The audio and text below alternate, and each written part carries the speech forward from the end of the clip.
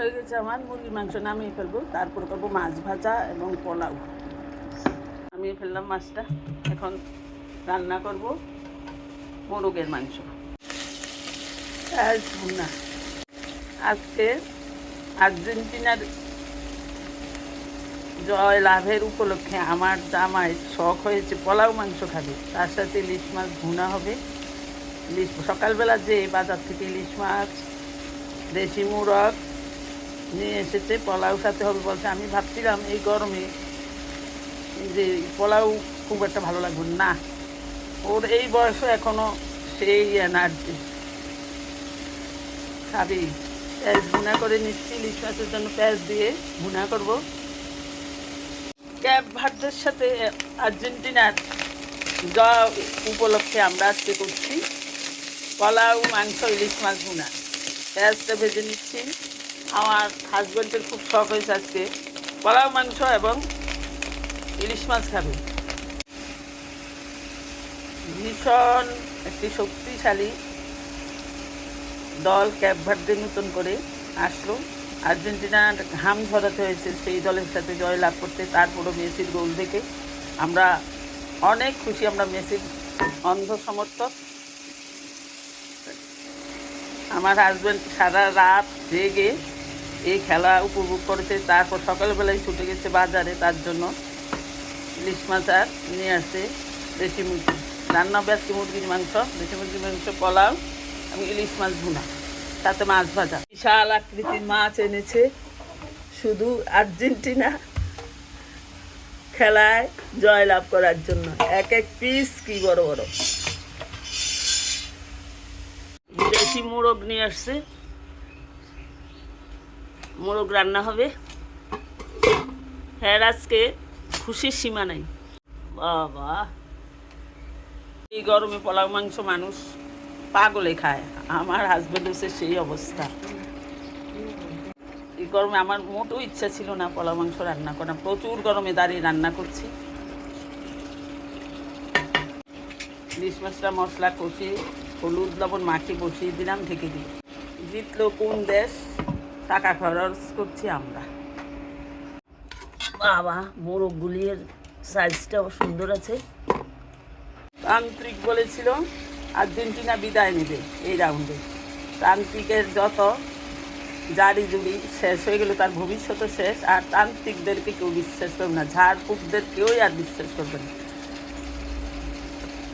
তার প্রমাণ হলো আজকেই। তার জন্যই আমরা আয়োজন করছি পোলাও মাংস। তান্ত্রিককে একটা উচিত শিক্ষা দিতে পেরেছে আর্জেন্টিনার দল, তার জন্য অসংখ্য ধন্যবাদ মেসিকে এবং তার দলকে। মাছ তো ইলিশ মাছ রান্না হইতেছে। এই মাছ ভাজা নেই, 2 টুকরা। আজকে মাছ ভাজা করি, ইলিশ মাছ যেহেতু রান্না হইতেছে আর মাছ রান্না করবো না। মাছটার মধ্যে তেল হয়েছে বাবা, শুধু তেল আর তেল। মাছ হতে হতে আমার মুরগিও কাটা হয়ে যাচ্ছে। এটা মুরগি না মোরগ? মোরগ মোরগ মোরগ।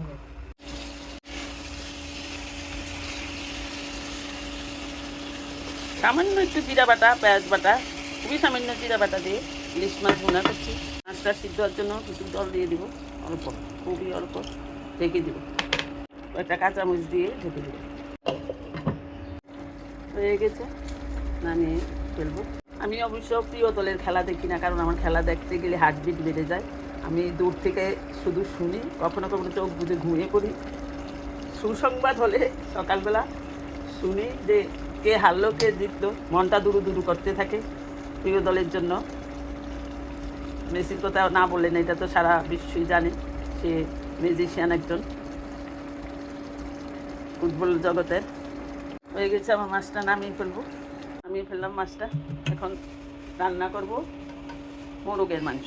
খুব বেশি একটা মশলা ব্যবহার করবো না, জিরা তেজপাতা ফোড়ন দিয়ে দিলাম মোরগের মাংস রান্না করানোর জন্য। পাতলা ঝোল রান্না করব। দিয়ে দিলাম এলাচ, একটা বড় এলাচ, দারচিনি কুচি, জয়ত্রী অল্প, একটু জয়ফল, তারপর মশলা জিরা, ধনিয়ার গুঁড়া, মরিচের গুঁড়া, হলুদ গুঁড়া, আদা বাটা রসুন বাটা দিয়ে মশলা কষিয়ে মাংস তুলে দেব। এভাবে রান্না করব পাতলা ঝোল এবং 4 খাড়ি আলু দেবো। মোরগের মাংস রান্না ভিডিও দেখানোর মাঝে কিছু নেই, কারণ সবাই রান্না করে নিয়মিত মোরগের মাংস রান্না করে। তবে রান্নার প্রসেস এক এক সময় এক একজনের এক এক রকম হয়ে থাকে। আমিও ভিন্ন ভিন্ন পদ্ধতিতে রান্না করি। আমি আজকে করছি পাতলা ঝোল মোরগের, দেশি মোরগের পাতলা ঝোল। 1 চামচ আদা রসুন বাটার সাথে আদা রসুনটা কষিয়ে নেব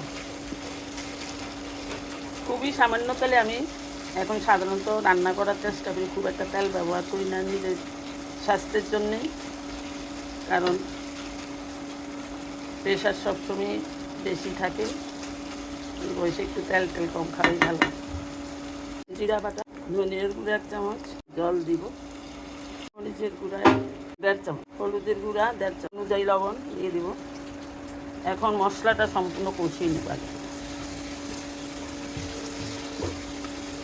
দুজনের জন্য 2টা মাছের পিস নিয়েছি, হাজব্যান্ড ওয়াইফ।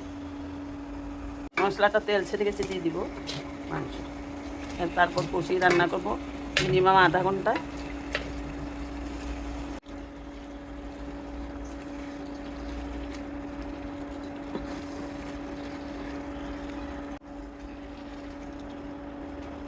দিয়ে দিব এবং আধা ঘন্টা যাবত কষিয়ে রান্না করব। ঢেকে রান্না করাতে অনেকটাই মুরগি সিদ্ধ হয়ে গেছে। এখন আলু দিয়ে দেব, 4-5 খাড়ি আলু দিলাম। আলুটা দিয়ে ঢেকে দেব। আমার এটা গত সিজনের আমের আচার, এখনও কতটা সুন্দর আছে দেখো। কিছুটা আচার মাংসে তুলে দেবে, আচারই মাংসটা হবে, আচার তুলে দেবে। 1 পিস আম দেবো না, আমের মশলাটা দেবো, আচার একটা টেস্ট আসবে। কাঁচামরিচ দিলাম, জল দিয়ে দিলাম।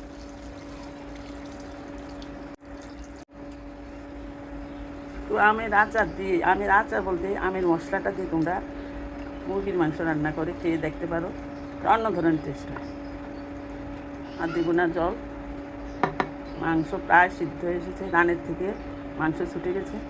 আর জল দেবো না, থেকে 5 মিনিট রান্না করো। নামিয়ে দিলাম। তার মধ্যে করে নিলাম মাছ ভাজা।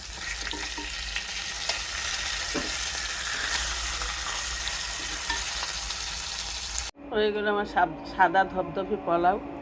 একটু ঘি দিয়ে দিব, ঘিটা গলে সারা পোলাওতে ছড়িয়ে যাবে, গরম পোলাও।